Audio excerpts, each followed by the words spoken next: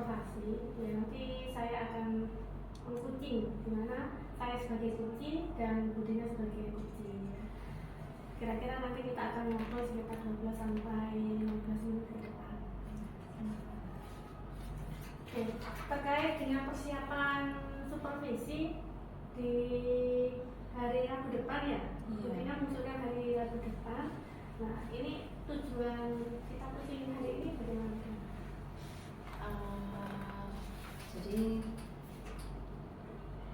kita pertama sebelum supervisi ini ya pertama ya untuk mengetahui kesiapan dari pada saat supervisi, apakah dokumen yang diperlukan pada saat supervisi itu sudah siap atau belum, mungkin medianya, modulnya dan lembar observasi sudah siap kok.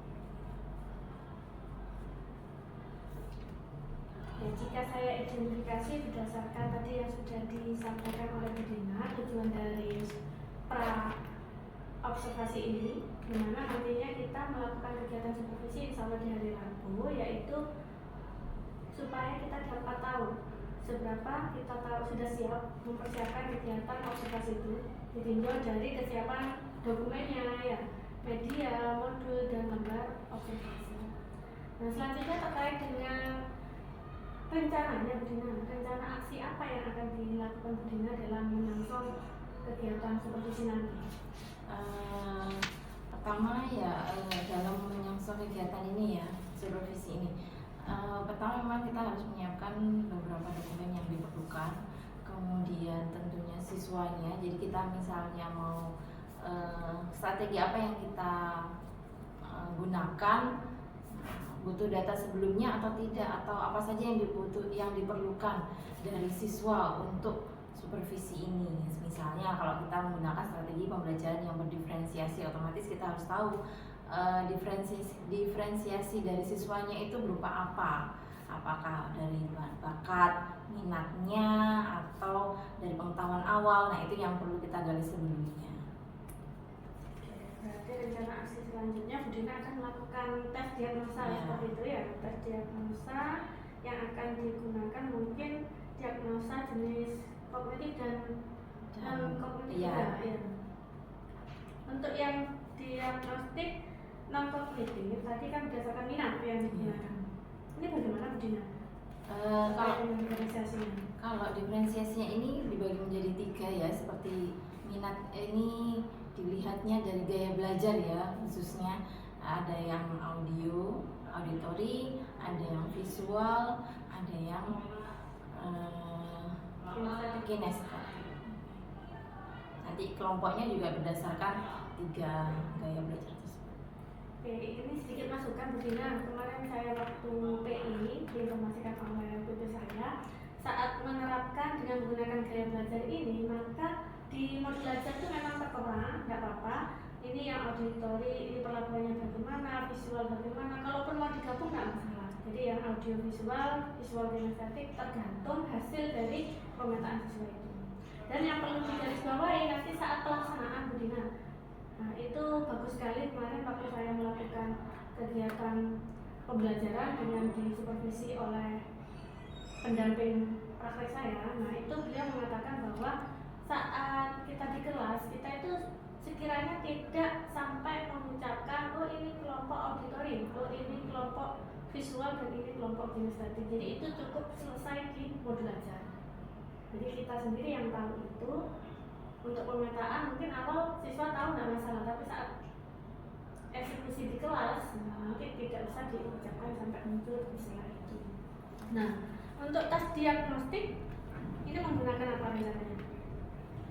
Tes diagnostik untuk ininya ada soal memang yang untuk mengetahui soal tes diagnostik khusus materi yang dimaksud, materi yang diambil adalah laju reaksi. Jadi nanti akan ada tes diagnostik laju reaksi tersebut. Nanti berdasarkan itu nanti kalau pengelompokannya juga berdasarkan seberapa banyak atau seberapa besar siswa sudah mengetahui tentang laju reaksi. Oke, berarti didasarkan atas kemampuan awal juga ya, dari hasil tes diagnostik. Jadi semacam macam prioritas itu ada kelompok atas, kelompok menengah dan kelompok dasar. Mungkin nah ini juga sebagai dasar untuk pembentukan kelompok itu. Kira-kira untuk pengelompokan ini apakah perlu dengan kemampuan yang sama ataukah kemampuan yang berbeda-beda dalam satu kelompok? Nah ini bagus sekali kita menggunakan pembelajaran diferensiasi tadi ya Bu Dina yang menyampaikan. Selain nantinya muncul berdasarkan gaya belajar, juga ini berdasarkan kemampuan karena tes diagnostik kognitif kan juga akan dilakukan Bu Dina.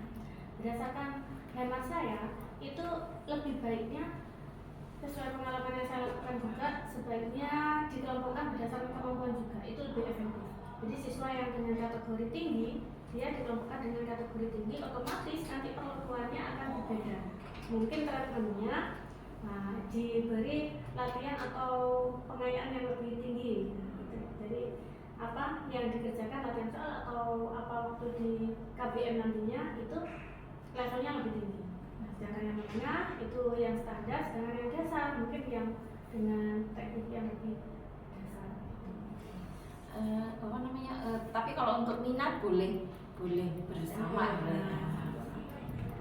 Oke, terima kasih. Itu gambarannya seperti itu. Nah dari gambaran itu berarti Bu Dina sudah ini ya tadi ya menunjukkan satu topik yaitu laju reaksi. Dari topik itu tujuan pembelajarannya kira-kira apa? Tujuan pelajarannya adalah untuk mengetahui faktor-faktor yang mempengaruhi laju reaksi. Nah, di sini nanti kan ada beberapa faktor. Nanti siswa diharapkan mampu memahami masing-masing faktor itu, bagaimana caranya dia dapat meningkatkan laju reaksi. Oke. Untuk strategi yang digunakan, strategi pembelajarannya tadi? Kalau strategi pembelajarannya tadi pembelajaran berdiferensiasi dengan metode bisa dengan kalau rencananya adalah dengan praktikum dan pembelajaran. Iya. Inquiry-nya terbimbing atau? Terbimbing.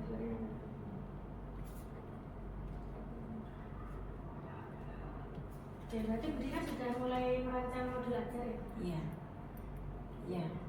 Modul ajarnya untuk modul ajar nanti sebelum supervisi tentunya sudah fix modul ajar sesuai dengan materi yang sudah ditentukan, yaitu faktor-faktor yang mempengaruhi laju reaksi. Oke, bagus sekali. Saya kira Bu Dina ini untuk diferensiasi sudah masuk, insya Allah itu di masing-masing akan menggunakan diferensiasi konten ada ya? Ada. Oke, berarti konten, proses? Iya, dengan diferensiasi proses dan diferensiasi produk. Bagus sekali. Nah untuk KSP Bu Dina, nah kira-kira potensi sosial emosional itu kan ada 5. Mulai dari yang pertama pengendalian diri, terus yang kedua sosial, kemampuan berelasi,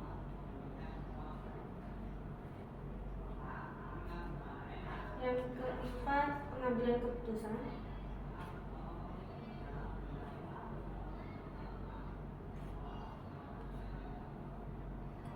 nah kira-kira yang akan dimunculkan bisa masuk semua ini ya tadi ya, karena kan praktikum itu berarti dia berkelompok, kemampuan sosial ada, relasi ada, pengambilan keputusan juga nanti mungkin pada saat produk dia membuat laporan itu juga. Laporan dan ada presentasi.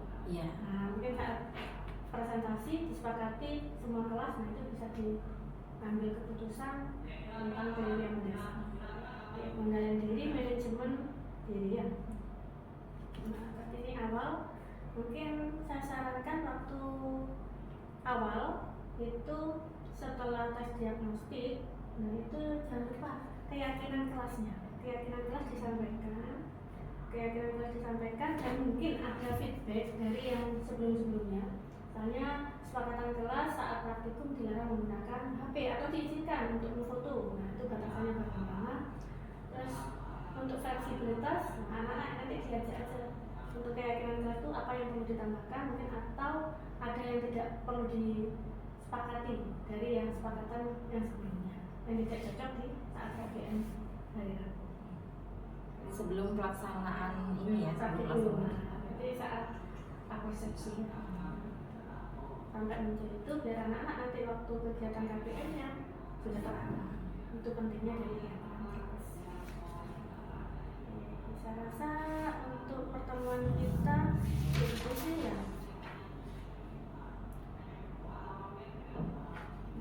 Coba sekarang ini refleksi dari yang sudah kita lakukan tadi.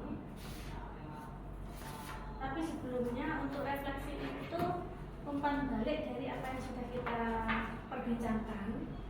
Nah, ini Bu Dina bisa memberikan kesimpulan apa saja yang harus dipersiapkan untuk supervisi. Pertama jelasnya harus medianya ya, baik itu modul ajar, lembar observasinya juga. Yang kedua adalah ini persiapan dari siswanya, karena kita mau mengelompokkan karena ini berdasarkan diferensiasi, pembelajaran diferensiasi, maka kita harus mengelompokkan. Jadi harus tes diagnostik dulu, kemudian tes gaya belajarnya sehingga tahu, kemudian pembentukan kelompok itu juga harus sudah dibuat sebelum pembelajaran dimulai. Kemudian pada saat pembelajaran maka kita perlu menyepakati dulu dengan keyakinan kelas, jadi memastikan atau mengingatkan kembali siswa untuk keyakinan kelasnya seperti apa, kemudian pelaksanaannya nanti seperti apa kalau mau praktikum, atau kita mengarahkan siswa agar bisa sesuai dengan strategi pembelajaran yang kita inginkan. Nanti di akhir untuk di akhir kita bisa memberikan umpan balik mungkin terhadap siswa tentang pembelajaran yang sudah dilakukan pada saat itu. Nah, ini nantinya kalau untuk kompetensi sosial emosional ini nanti bisa dilakukan, tapi artinya tidak perlu disampaikan pada siswa.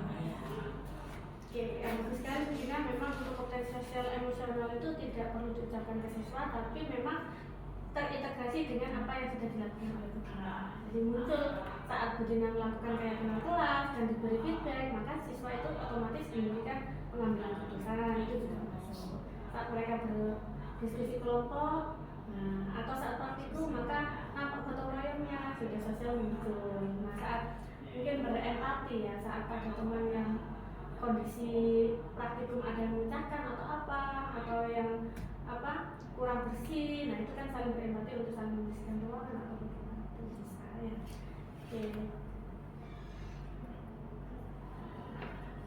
Oke, bagus sekali juga untuk kegiatan pra observasinya. Nah, sekarang kita masuk ke refleksi dari kegiatan coaching kita kali ini.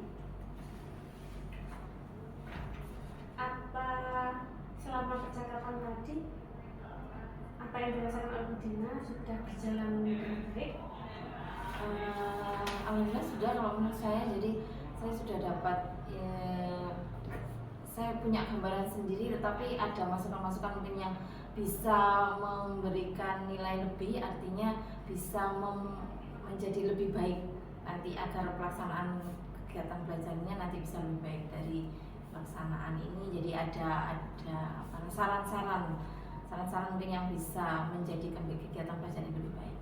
Oke, kira-kira yang perlu diperbaiki atau ditingkatkan? Yang perlu ditingkatkan selama kita percakapan tadi mungkin ini, jadi nantinya kita harus cari kekurangan maksud saya. Jadi nanti kurangnya nanti mungkin dari segi modul ajarnya kurang di apa, nanti mungkin masih bisa diperbaiki lagi sebelum pelaksanaan KPM. Nanti modul ajarnya saya cek ulang ya, mungkin ada perlu revisi atau sudah pas untuk dilakukan ya. Selanjutnya, agar Bu Dina tetap kondisi presence atau hadir penuh selama coaching ini, apa yang tadi dilakukan oleh Bu Dina? Agar bisa hadir penuh untuk coaching ini ya. Tadi ya. Kita kan fokus salah satunya itu. Jadi kita tentu saja kita harus fokus ya. Jadi kita apa yang akan kita lakukan, fokus pada apa yang kita lakukan. Kemudian kita harus dari beberapa saran itu jadi harus benar-benar di ini ya, di kalau saran itu membangun, kenapa tidak kita lakukan? Jadi kita persiapkan, kita catat dan kita persiapkan agar bisa menjadi kegiatan belajar mengajar kita lebih baik lagi. Itu sudah terjawab, sekaligus menjawab untuk memperbaiki dan meningkatkan apa yang sudah kita lakukan di Kucing. Maka ini perlu dicatat ya, perlu dicatat apa yang perlu ditingkatkan.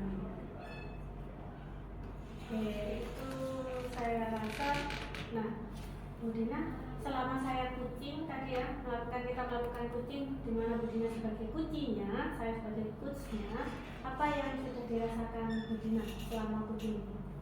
Setelah kita bicarakan. Proses Kucing ini sebenarnya sangat positif ya, sehingga kita bisa tahu kelemahan dari diri kita sendiri atau sebagai refleksi dari diri kita sendiri sebagai guru. Bagaimana kita memberi pelayanan terhadap siswa itu, kita kelemahannya di apa, sehingga yang bisa, selain kita bisa menilai diri kita sendiri, kita juga dapat dapat meminta saran dan kritik dari rekan sejawat juga, sehingga apa yang kita lakukan bisa lebih baik lagi di pertemuan mendatang. Oke, saya rasa cukup untuk Kucing hari ini. Terima kasih atas yang sudah dirasakan bahwa kegiatan Kucing ini bermanfaat untuk persiapan supervisi akademik di hari Rabu. Oke, selamat untuk menyiapkan kegiatan supervisi ya. Terima kasih. Assalamualaikum warahmatullahi wabarakatuh. Waalaikumsalam.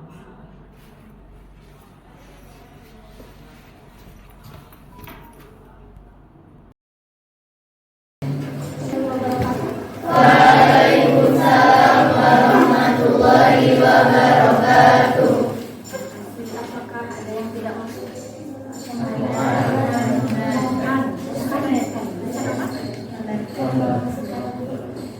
Sudah siap untuk pembelajaran kita hari ini? Apa yang akan kita pelajari hari ini? Jadi laju reaksi. Kita akan pelajari laju reaksi.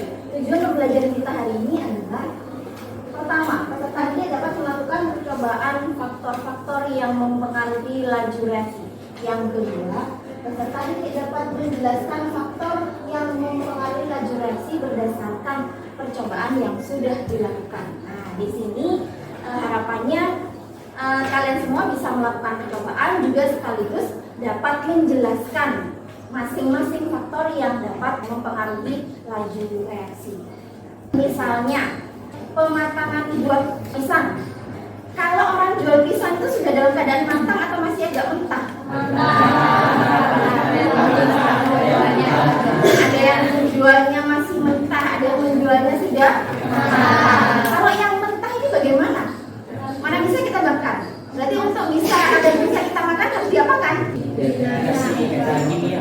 Dikasih semprotan.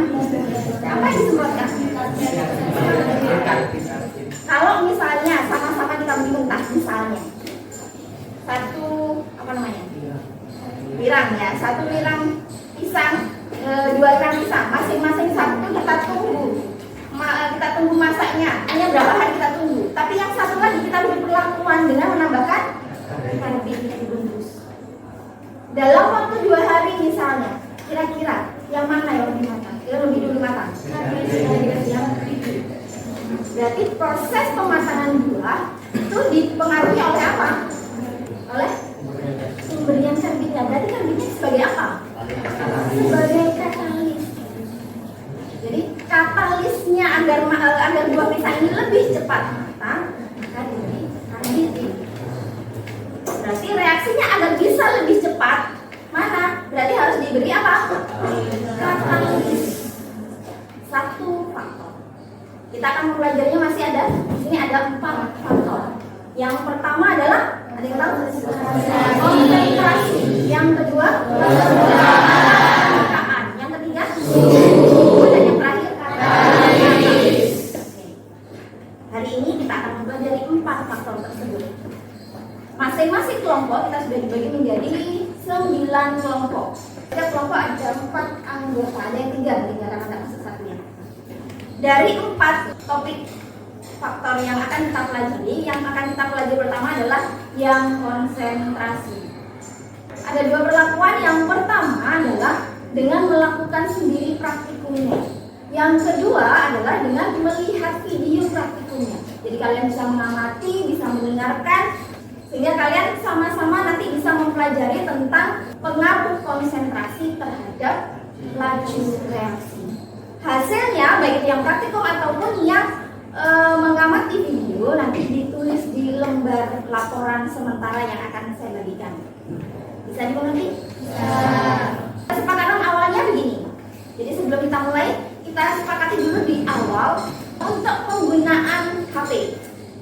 Penggunaan HP maksimal dalam satu kelompok itu 1 HP. Bisa? 1 kalau bagi yang praktikum bisa digunakan untuk dokumentasi praktikum. Bagi yang video, 1 HP digunakan untuk melihat atau mengamati video. Yang lainnya bagaimana? Dikumpulkan. Ya, jadi tolong disepakati kira-kira hanya siapa yang akan digunakan, sisanya dikumpulkan. Itu yang pertama. Kesepakatan kedua, pada saat kita dalam kegiatan belajar mengajar ini, kita kan bekerja secara berkelompok, baik itu yang mengamati video ataupun yang praktikum. Berarti masing-masing anggota kelompok mempunyai peran. Jadi jangan sampai ada satu diam saja, satu bekerja. Jadi kalau misalnya kalian tidak tahu harus ngapain, maka tanya pada anggota kelompok yang lain. Langsung dibagi pekerjaannya, langsung dibagi. Kerjasama di sini sangat penting. Kenapa? Agar bisa, karena yang akan kita pelajari ada 4 faktor. Waktu kita 2 jam pelajaran. Jadi kalau tidak ada manage waktu dan manage pekerjaan, maka kita akan molor, akan merugikan pembelajaran selanjutnya. Bisa kira-kira? Bisa ya? Oke, sudah sepakat?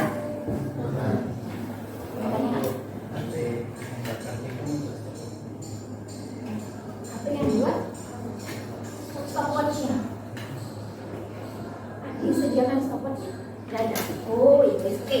Kalau gitu boleh. Berarti kita sepakat berapa HP? 2 ya.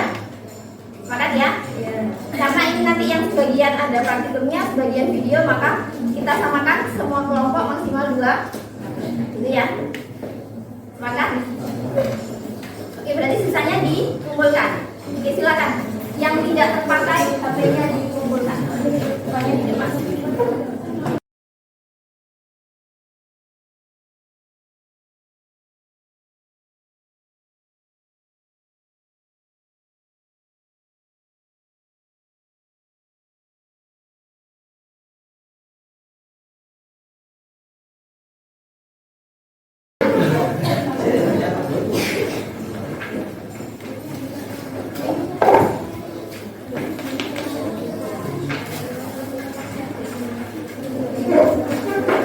Coba perhatikan laporan sementaranya.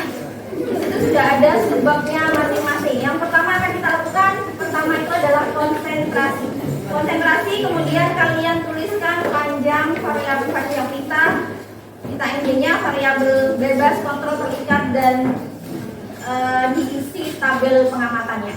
Setelah diisi tabel pengamatan, maka kalian analisis data sementara dan diakhiri dengan kesimpulan yang kalian ambil sementara sebelum laporan. Ya. Kalau sudah, nanti perwakilan dari yang mengamati video dan perwakilan dari yang praktikum melakukan presentasi di depan, menjelaskan apa yang sudah kalian dapat selama praktikum dan mengamati video. Kita fokuskan pada satu sebab dulu, yaitu konsentrasi. Bisa dimengerti? Kemudian untuk selanjutnya nanti hasilnya ketika kalian sudah menyelesaikan semuanya, 4 topik sudah selesai, tentu saja di akhir pasti akan ada laporan pada kegiatan pembelajaran hari. Laporannya ini ada beberapa macam laporan. Kalian boleh memilih mana yang menurut kalian lebih mudah bagi masing-masing siswa. Yang pertama adalah laporan tertulis seperti biasa.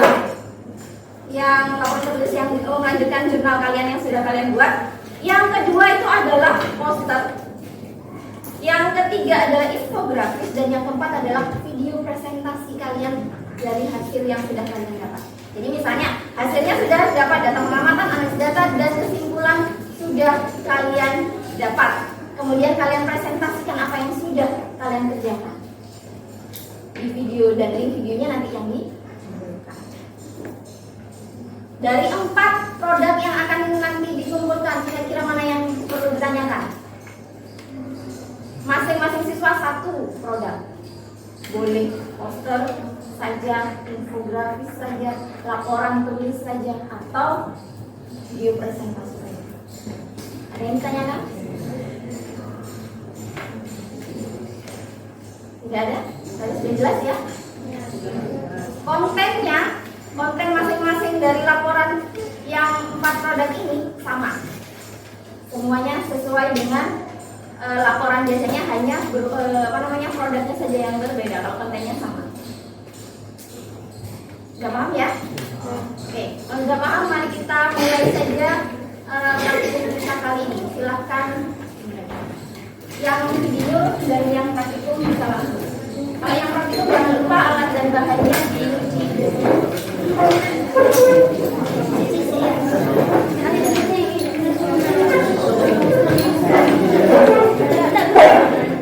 Dari 4 anggota ini boleh sebagian video, boleh sebagian praktikum. Tapi nanti masing-masing dapat data. Oke, silakan.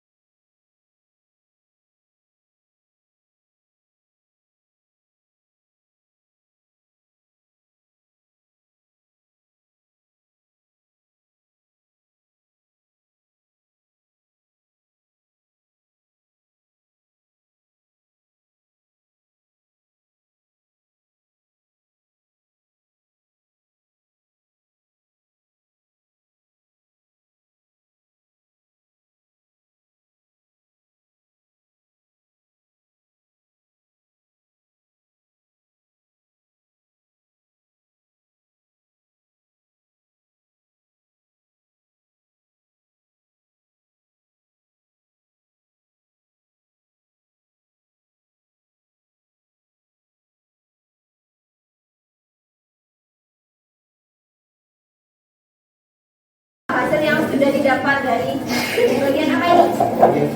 Konsentrasinya melalui praktikum atau melalui video? Oke, melalui video. Silahkan bisa presentasi dulu.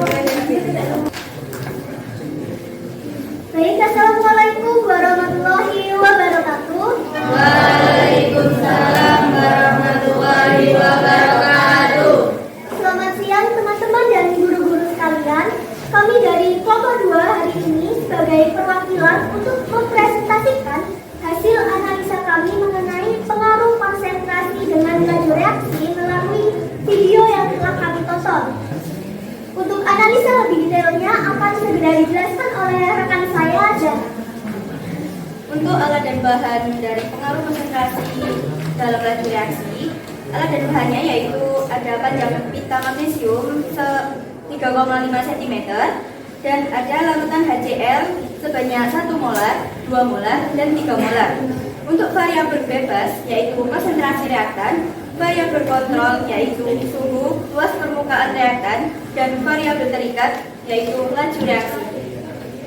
Lalu prosedur yang telah kita dapatkan dari menonton video laju reaksi yang dipengaruhi oleh konsentrasi.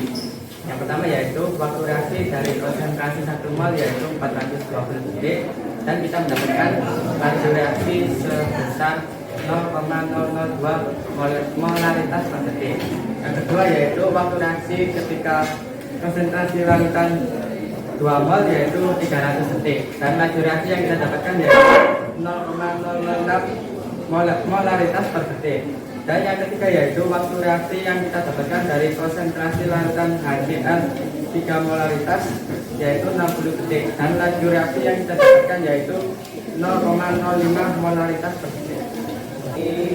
Sekian hasil presentasi dari kelompok kami. Mungkin ada pertanyaan atau tanggapan dari teman-teman sekalian.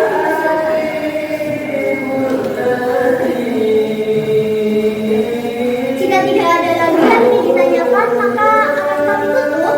Mohon maaf apabila ada salah kata. Wassalamualaikum warahmatullahi wabarakatuh. Waalaikumsalam warahmatullahi wabarakatuh. Beri aplaus untuk kelompok dua.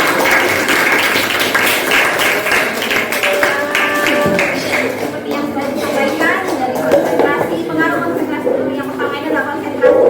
Semakin tinggi konsentrasi, maka laju reaksinya juga akan semakin menentukan, semakin tinggi. Oke, saya ingat sebelum saya akhiri, saya ingatkan lagi untuk produknya terdiri dari 4. Kalian boleh bebas memilih dari 4 itu. Nanti di akhir nanti akan ada umpan balik yang saya share ya. Nanti saya share link untuk umpan balik. Kalian bisa mengisinya.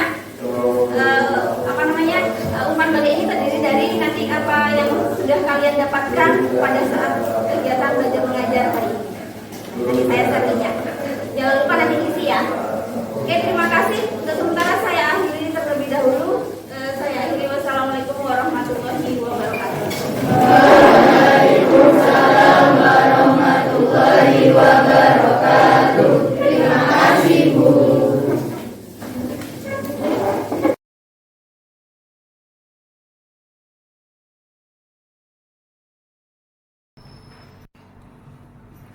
Assalamualaikum warahmatullahi wabarakatuh. Alhamdulillah kita di hari Jumat ini tanggal 15 November 2024. Perkenalkan Bu Sri, ini Bu Dina selaku guru kimia yang kemarin sempat saya observasi. Bu Dina, ini Bu Sri Dwi Novianti selaku pengajar praktek saya. Izinkan kami komunikasi untuk naskah observasi. Bu Dina, terkait dengan yang sebelumnya kita sudah melakukan pra-observasi yaitu di tanggal 25 Oktober ya, 2024. Di sini juga tempatnya. Selanjutnya ditindaklanjuti dengan Bu Dina melaksanakan kegiatan observasi. Saya melakukan kegiatan observasi dan Bu Dina melaksanakan kegiatan pembelajaran ya di lab kimia waktu itu, yaitu di tanggal hari Rabu ya, hari Rabu tanggal 30 Oktober 2024. Alhamdulillah. Nah, untuk kali ini menurut Bu Dina, kegiatan pasca observasi ini bertujuan untuk apa?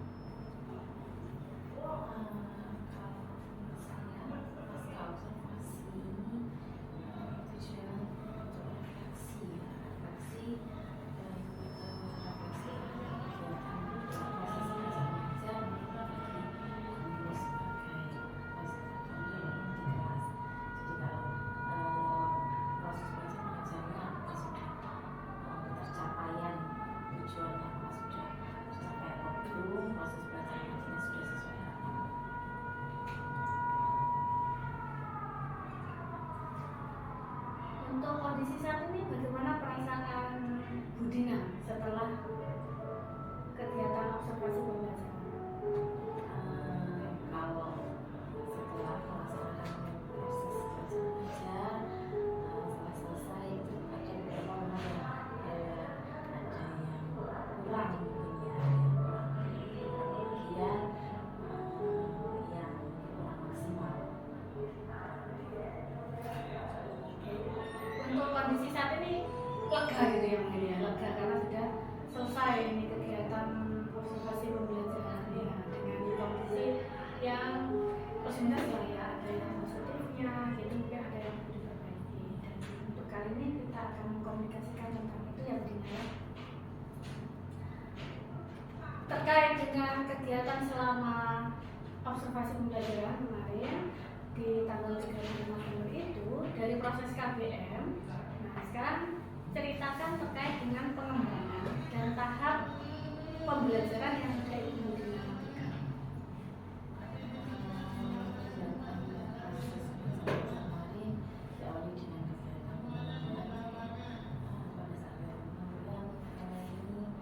Tujuannya memberikan informasi awal terkait materi yang akan dipelajari, kemudian tahapan yang kedua adalah penguasaan materi, jadi akan diberi beberapa media, kemudian ada media manipun, video, tujuan untuk memahami atau memberi penguasaan terhadap materi yang akan dipelajari, yaitu faktor yang mempengaruhi laju sisi memberi pengalaman terhadap siswa selama pengalaman belajar siswa menguasai materi menggunakan media atau media yang diberikan itu digunakan semaksimal mungkin oleh siswa media atau kemudian langkah berikutnya adalah strategi pembelajarannya. Jadi kalau media ada, maka strategi pembelajarannya yang tujuannya adalah untuk mengkondisikan atau mengelola kelas agar kegiatan proses belajar bisa berlangsung sesuai harapan. Di sini kondisi kelasnya karena ini bersifat diferensiasi, jadi diferensiasinya baik untuk proses maupun ini ya. Jadi sebagian siswa bisa menggunakan video, bisa menggunakan atau melaksanakan estetik untuk yang audio dan visual, bisa menggunakan kemudian proses diferensiasi pada saat proses belajar. Dan yang terakhir itu adalah refleksi dari siswa, kira-kira perasaan siswa terhadap proses belajar yang dilakukan sebelum itu, kemudian bagaimana refleksi siswa terhadap proses belajar. Berarti dari yang sudah diceritakan ada 5 yang saya garis bawahi ya. Dimulai dari kegiatan pendahuluan, tadi Bu Dina sudah menyampaikan dengan memberikan berupa ini ya video tadi ya, materi disajikan dalam bentuk video. Hanya saja nampak yang saya ingat waktu itu waktu apersepsi ya, waktu apersepsi masih saya rasa ada yang kurang mengkaitkan dengan materi yang sebelumnya. Apakah demikian? Ya, mungkin pengantar awal ya, jadi membawa agak menggiring siswa untuk ke materinya itu mungkin yang kurang. Jadi harusnya yang beri apa namanya kejadian-kejadian atau peristiwa yang mungkin menjadi apa ya pengalaman atau yang bersifat kontekstual yang dekat dengan kehidupan sehari-hari ya. Mungkin kurang. Yang mungkin bisa ditambahkan untuk selanjutnya. Nah, kemarin secara garis besar dari yang sudah disampaikan Bu Dina tadi ada 5 tahap, itu sudah bagus sekali. Dari kegiatan pendahuluan, bagaimana Bu Dina sudah menguasai media ajar, strategi pembelajaran yang digunakan juga sudah bagus ya, menggunakan inquiry terbimbing ya, betul ya. Oke, menggunakan media pembelajarannya juga sudah lengkap sekali, sudah bagus, nyaman, kondisi di kelas juga, serta hingga memberikan refleksi ya. Nah, kemarin sempat memberikan asesmen akhir ya. Ya, asesmen akhir dalam bentuk apa? Kalau asesmen akhir untuk mengetahui seberapa keterserapan materi yang didapat siswa itu sebenarnya ada penilaian, ada produk dari selain penilaian presentasi juga ada penilaian produk. Produk di sini itu bisa berupa, nah ini juga masuk dalam diferensiasi produk. Siswa nanti hasil dari siswa itu menggunakan media dan ada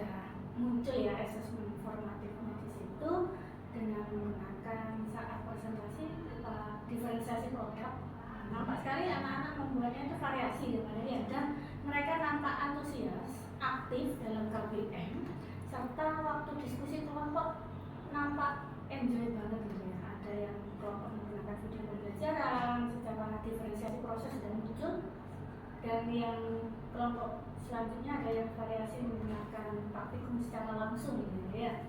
Nah itu sudah nampak diferensiasi prosesnya, diferensiasi produknya berupa hasil tampilan untuk bahan presentasinya. Untuk yang diferensiasi kontennya itu letaknya sebelah mana? Diferensi konten kan di sini ada faktor-faktor yang mempengaruhi laju reaksi. Nah di sini ada 4 faktor. Yang pertama itu filtrasi, kemudian permukaan, kemudian katalis dan suhu. Nah ini dari 4 ini yang menjadi diferensiasi konten. Jadi dari 4 ada yang media menggunakan praktikum, kan tidak semua dari 4 tersebut menggunakan praktikum. Dari 4 ya konten ya, ada yang dari luas permukaan, ada yang dari faktor suhu ya, yang paling jelas itu konsentrasi juga, yang satu lagi sama kata. Oke, berarti sudah bagus sekali Bu Dina. Di sini sudah menunjukkan bahwa Bu Dina sudah melaksanakan pembelajaran yang inovatif karena menggunakan strategi pembelajaran yang tepat, yaitu integrated learning. Yang kedua sudah menerapkan diferensiasi konten, proses maupun produk. Nah, selanjutnya saya juga melihat Bu Dina waktu anak-anak presentasi gitu ya. Presentasi itu nampak bahwa hasil dari yang mereka sudah diskusikan secara kelompok berupa diferensiasi produk tadi, dan saat presentasi nampak bahwa menunjukkan adanya pemahaman yang total dari siswa itu, baik yang dari video pembelajaran maupun yang menggunakan praktek secara langsung. Sudah bagus sekali. Nah, yang ada lagi yang saya lihat, mungkin ada kendala ya saat memutar video di awal itu ya. Itu kenapa itu? Ada beberapa yang karena ini menggunakan HP siswa masing-masing dengan menggunakan paket data siswa masing-masing ya. Jadi ada beberapa mungkin adalah jaringan yang tidak stabil sehingga akan tersendat-sendat ya. Jadi sehingga jadinya nanti membutuhkan waktu lebih lama daripada yang lain. Prosesnya dia membutuhkan waktu tambahan. Berarti sudah mengenali kendala itu, dan insya Allah di kemudian hari ada solusi terkait dengan hal tersebut. Nah ini selanjutnya Bu Dina terkait dengan upaya pemenuhan kebutuhan belajar murid yang heterogen. Nah tadi kan sudah tampak ya pembelajaran diferensiasinya, baik konten, proses maupun produk. Nah ini nampak juga Bu Dina kalau Bu Dina itu sudah menerapkan integrasi dengan pembelajaran sosial emosional. Nah saya nampak itu di kegiatan pendahuluan di awal Bu Dina sudah terbiasa ya kegiatan kesepakatan kelas. Nah, kemarin sudah muncul keyakinan kelas di situ, dan Bu Dina sudah menyampaikan kepada murid, nah itu memberikan pengambilan keputusan yang baik untuk ditambah atau tetap gitu ya dengan kesepakatan kelas yang sebelumnya. Nah itu sudah muncul. Nah, dari yang sudah muncul di awal itu juga yang ini ya, kemampuan mengendalikan diri. Nah itu sudah muncul juga. Terus manajemen diri, nah itu sudah muncul. Selanjutnya saat diskusi itu keterampilan berrelasi, itu empatinya siswa. Nah itu saya lihat di situ saat ada siswa yang tidak membawa tisu. Nah itu nampak muncul kelompok lain, nah yang membawa tisu lebih, dia memberikan rasa empatinya ya kepada kelompok yang lupa tidak membawa tisu, sehingga dia memberikan sebagian tisu. Nah itu sudah bagus, sudah muncul ya di saat KBM langsung. Selanjutnya saat Bu Dina melakukan kegiatan refleksi dari ya umpan balik, itu sudah saya nilai, termasuk yang presentasi siswa presentasi itu sudah saya nilai bahwa sudah muncul di situ siswa berani untuk mengambil keputusan dengan cara selain itu sudah nampak bahwa saat mereka presentasi, memberikan refleksi, umpan balik, itu murid itu nampak kepercayaan dirinya. Jadi mantap ilmunya sehingga dia membawa kepercayaan yang lebih, gitu ya sudah. Saya kira. Nah, dari cerita kita tadi terkait dengan aktivitas yang sudah dilakukan selama KBM. Nah, sekarang saya bertanya, sejauh mana keberhasilan pengembangan kompetensi yang sudah dilakukan? Nah, mungkin ini Bu Dina bisa memberikan skala.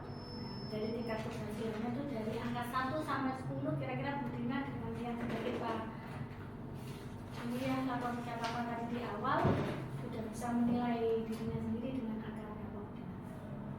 Mungkin masih 9. Karena memang ada dua dari persepsi tadi, kemudian dari jaringan, jadi sehingga mau lebih dari waktu yang diperkirakan. Belum bisa. Sudah bagus ya, 9 di angka 9 ya Dina ya. Yang kurangnya di angka 1 skala itu tadi kendala teknis, mungkin ya kendala teknis terkait dengan penggunaan HP tadi ya, jaringannya yang masih kurang bagus, kurang stabil, yang persepsi tadi ya. Nah, itu saya kira sudah bagus sekali di angka 9. Nah, terkait dengan kendala-kendala tadi yang disampaikan Bu Dina, selain kendala yang muncul, mungkin tantangan atau hambatan lain selain yang di persepsi, mungkin saat selama proses KBM mungkin masih ada lagi tantangan atau hambatan. Kalau tantangan mungkin karena ini beda, ada diferensiasi ya, antara yang sebagian pakai video, sebagian video, yang video mereka akan duduk dengan gadgetnya, kemudian dilihat video, tapi untuk yang praktek mereka akan mungkin mobilitasnya tinggi dari depan membawa alat suasana kelas mungkin ada ini ya rame jadinya. Nah itu yang perlu mengkondisikan kelasnya agar kondusif. Oke, berarti perlu dilakukan pengolahan kelas yang lebih bagus, dan yang satu lagi yang perlu ditindaklanjuti itu kaitannya dengan manajemen waktu ya. Ada dua, manajemen waktu dan pengelolaan kelas. Oke. Nah, bagaimana respon murid saat selama KBM? Kalau respon alhamdulillah mereka sudah apa yang sudah diinstruksikan mereka sudah bisa mengerjakan dengan baik, sudah sesuai dengan apa yang diharapkan. Cuma memang ada beberapa yang mungkin kalau yang video mereka sudah fokus ya pada video, kemudian mengerjakan di lembar kerja yang sudah disediakan. Untuk yang ini, untuk yang praktek mereka harus melihat. Nah, dari satu anggota dari satu kelompok itu ada beberapa anggota. Nanti mungkin ada anggota yang mengambil, yang satu masih diam. Nah ini yang mungkin apa namanya masih ada beberapa anak yang mungkin menunggu ya kurang karena sebagian sudah kecuali itu hanya sebagian saja, tapi ada beberapa kelompok yang memang sudah sebenarnya sudah fokus nantinya, jadi sudah dibagi oleh bagian ini, bagian ini, bagian ini, jadi sudah masing-masing sudah punya tanggung jawab kerja masing-masing. Ada yang masih di tapi ada kelompok yang itu, ada juga yang tidak, apa yang masih perlu ini ya tadi seperti pengelolaan kelasnya. Kalau mendengar seperti itu, mungkin salah satu solusinya pendekatan personal ke siswa. Karena kan saya lihat itu nampak bahwa tidak seluruh dari anggota kelompok itu yang kurang aktif, tapi hanya di 1-2 itu. Mungkin di lain waktu anak-anak yang seperti itu diberi perlakuan khusus gitu ya, perlakuan khusus supaya mereka lebih semangat lagi saat KBM. Selanjutnya terkait dengan rencana tindak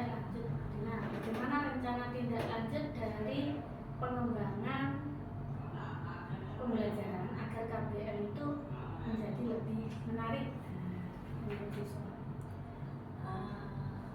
Kalau kita ya, misalnya ini kan di kelas 11C ya, bisa juga dilakukan. Jadi kalau dilihat dari tingkat keberhasilannya, masalah pembelajaran ini bisa dilakukan di kelas yang lain. Tapi mungkin di ini ya, dilihat materinya juga atau dicocokkan dengan materi yang akan digunakan, yang akan dengan materi yang ada di kelas tersebut, tapi dengan perbaikan-perbaikan seperti yang sudah direfleksi tadi. Jadi selain belajar ini bisa dipakai di kelas lain dengan materi yang berbeda mungkin, tapi dengan karakteristik yang sama, tapi dengan perbaikan yang sudah direfleksi. Jadi dari beberapa yang belum diperbaiki bisa diperbaiki di kelas yang berikutnya. Itu bisa dilakukan di kelas lain dengan melihat karakteristik dari kelas tersebut juga. Itu mungkin solusinya seperti itu. Ya. Oke, selain itu Bu Dina, apakah dengan setelah kita refleksikan ya melalui kucing ini, nah mungkin Bu Dina akan lebih aktif mengikuti kegiatan pengembangan diri. Itu kira-kira apa yang akan kita lakukan terkait dengan pengembangan diri? Pengembangan diri biasanya sudah terpantau juga bisa atau di ini kan seminar praktik baik di PMM sudah dari salah satu yang bisa mengalami. Oke, sudah bagus ya rencana tindak lanjutnya, bisa melalui komunitas Kombel ataupun yang di PMM. Untuk rencana tindak lanjut yang mana yang bisa lebih dioptimalkan? Kalau yang lebih optimal di Kombel sebenarnya karena yang lebih ini ya, yang lebih satu lingkup di sekolah, jadi paling tidak kan di MGMP sekolah MGMP ini sendiri, jadi harus lebih mengarah dari memang ke materi kimianya dan strategi pembelajaran untuk materi kimia langsung yang di Kombel. Baik Kombel di dalam sekolah maupun di luar sekolah seperti MGFT kimia ya, Dina yang rutin kita lakukan dalam 1 bulan sekali kita ketemu beberapa MGFT. Tapi sudah bagus sekali yang saya lihat di sini untuk program tindak lanjut yang akan dilakukan oleh Bu Dina. Oh ya, ini ada yang belum saya tanyakan Bu Dina terkait dengan selama proses KBM maupun mulai dari perencanaan, kegiatan pembelajaran hingga tindak lanjut, kira-kira yang bisa membantu pihak lain yang membantu Bu Dina selama ini siapa saja? Laporan saja karena beliau yang menyiapkan alat dan bahan yang akan digunakan. Kemudian yang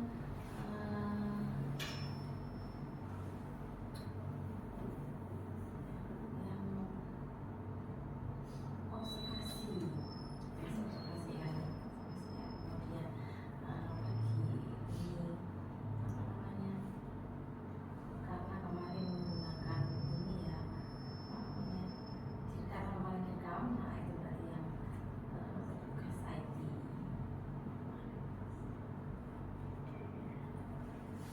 Berarti kompleks sekali karena pihak lain juga membantu ketercapaian sehingga muncul angka 9 tadi persepsi Bu Dina tadi ya, luar biasa.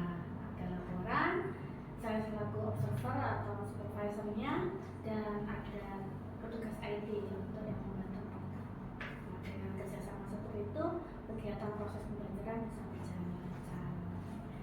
Alhamdulillah, semoga di kelak kemudian hari Bu Dina makin luar biasa ke depan dalam menyiapkan murid pembelajaran yang lebih inovatif, mereka kondusif di kelas, dan kegiatan KBM dunia menjadi lebih menyenangkan.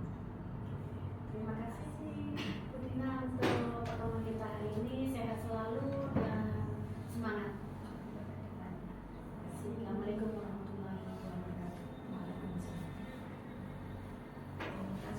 Ini sudah membantu Bu Festi ya, tugas-tugasnya di GP yang melibatkan orang lain, melibatkan teman sejawat ya. Pengalaman Ya jadi pengalaman nanti berikutnya.